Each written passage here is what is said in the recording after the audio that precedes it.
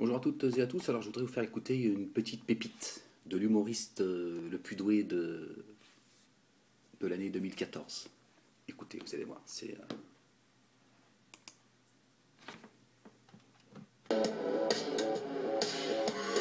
Aujourd'hui, en l'état actuel des choses, avec l'affaire Choprade et les éclaircissements pas assez clairs de Marine Le Pen sur ce choc de civilisation ou réconciliation nationale, ça ne peut pas être les deux.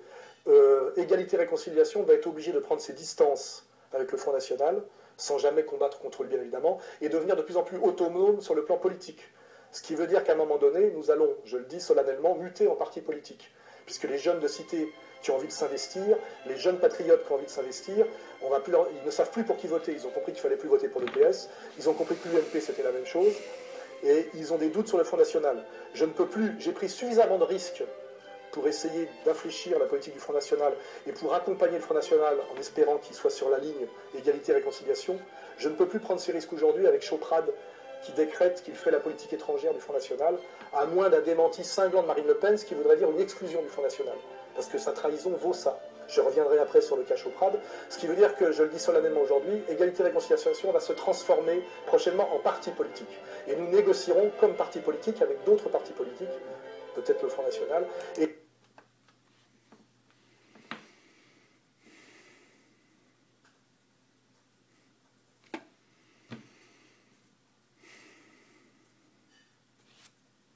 Mais attends, qu'est-ce que tu veux que je développe, c'est ça?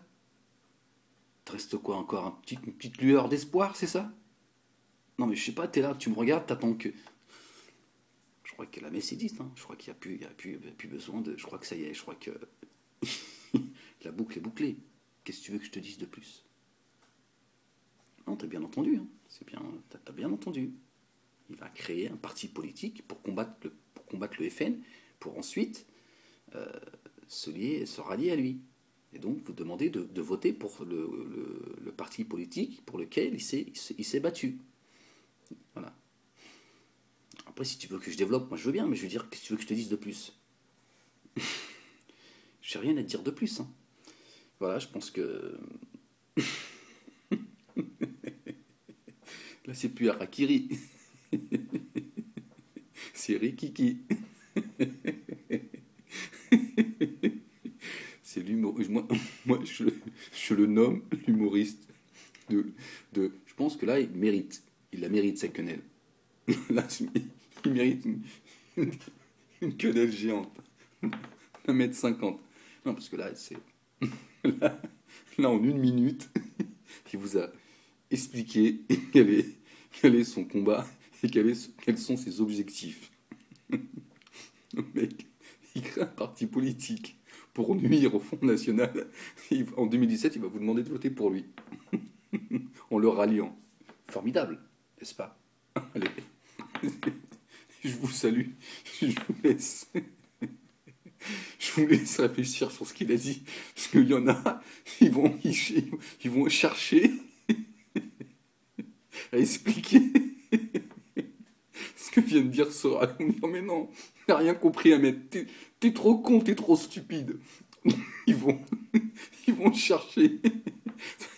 En fait, il n'y a même pas à réfléchir, il y a juste à entendre et de se dire non, t'exagères Alain, t'exagères, tu prends ta secte pour des pitres. Bon, quelque part, t'as pas tout à fait tort, mais quand même, Sora ne fait plus aucun effort. Il fait plus d'efforts. Il est fatigué, Mskin. Il te dit, bon, on va combattre le Front National pour ensuite voter pour lui. Et il y en a qui vont tenter de réfléchir, où est la subtilité? Où est Ornica? Allez, je vous salue.